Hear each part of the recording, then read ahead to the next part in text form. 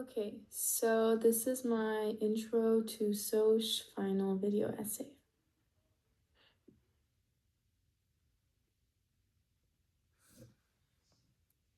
So part one is cultivating the sociological imagination and understanding your socialization.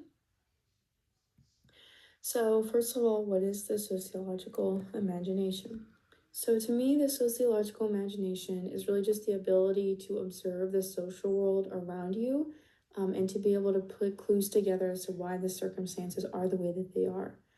So it's the ability to look back on history and really criticize and think about what has happened in the past and how that affects people of today and how it impacts them in the future as well. And this can be indirectly or directly. And then the next question is, to what extent have I developed the sociological imagination through this course? I really learned a lot about the sociological imagination. I had never heard that term before, so I think I did learn a lot about it. I think I have a pretty good understanding of what it means now, and I kind of knew what the practice was, but I didn't know the name of it. But now I can really see how pieces of history have shaped the way that things are now. And I know moving forward to use the sociological imagination while analyzing either social contexts or, dynamics of some sort, or even just the way people behave in a culture. So you can apply this to all social, economic, political, all of these circumstances. You can use a sociological imagination. Which specific course materials helped illuminate my growth?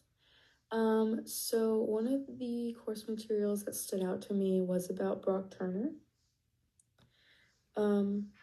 Brock Turner being able to get away with what he did with little to no punishment was shocking to me.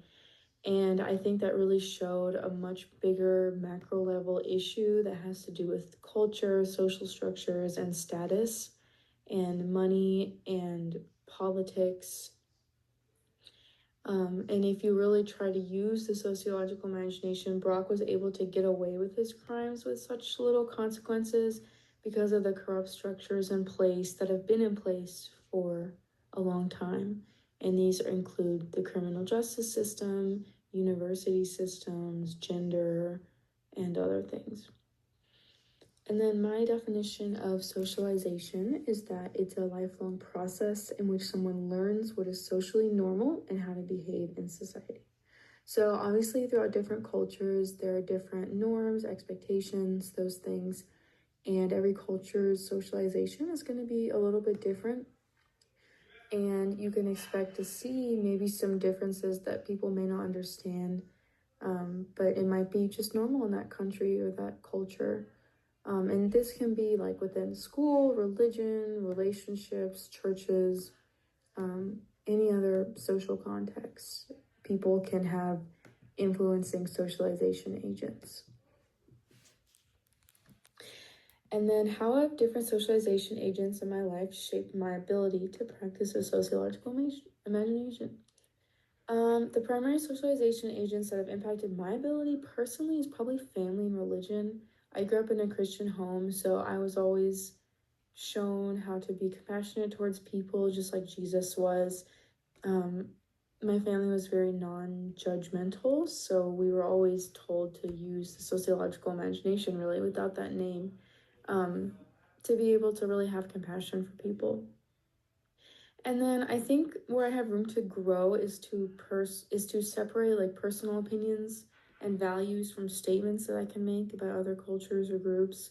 We learned about social movements, and I feel like it's easy to judge a social movement just based off of the people that are involved or maybe the slogans they use. It's really like quick to make your assumptions about them, but you shouldn't do that.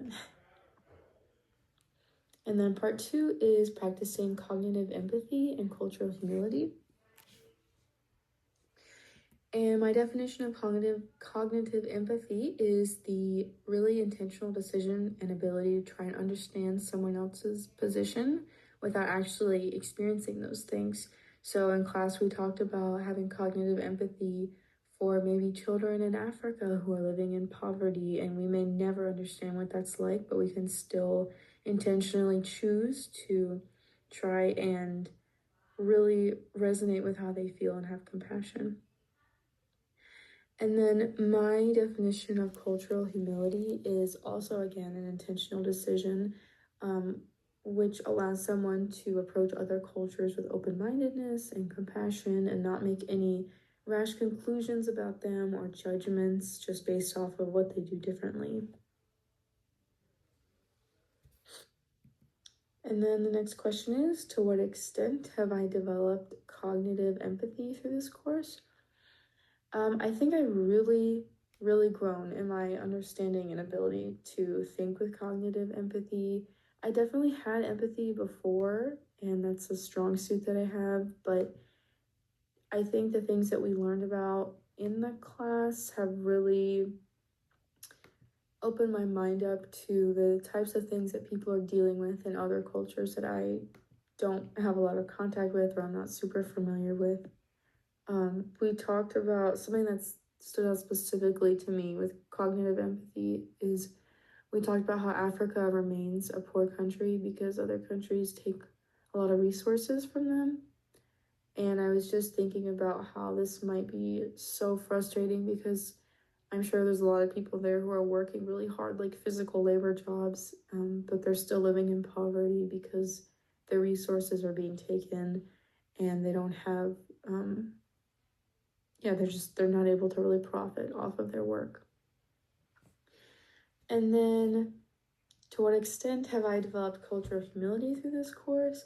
Probably the one that stood out to me the most was the Zanmi Lasante healthcare program with the tuberculosis.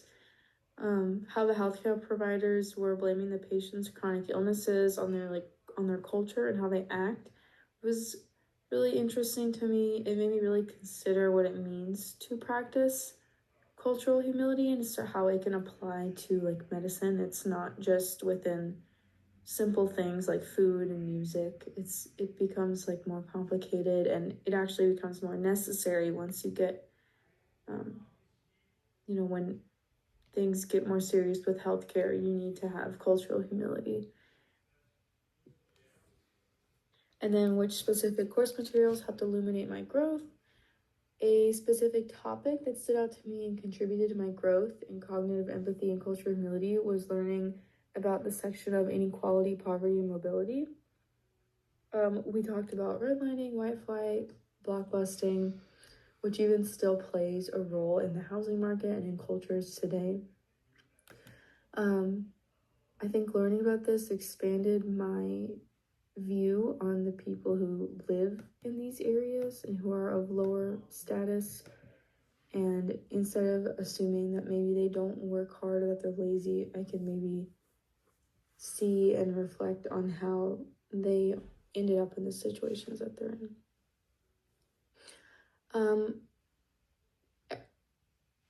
I think that everyone has room to grow in this area specifically.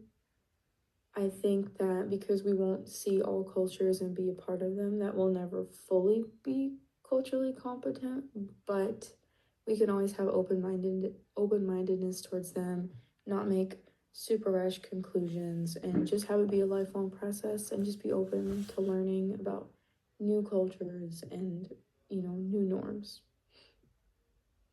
And that is my presentation.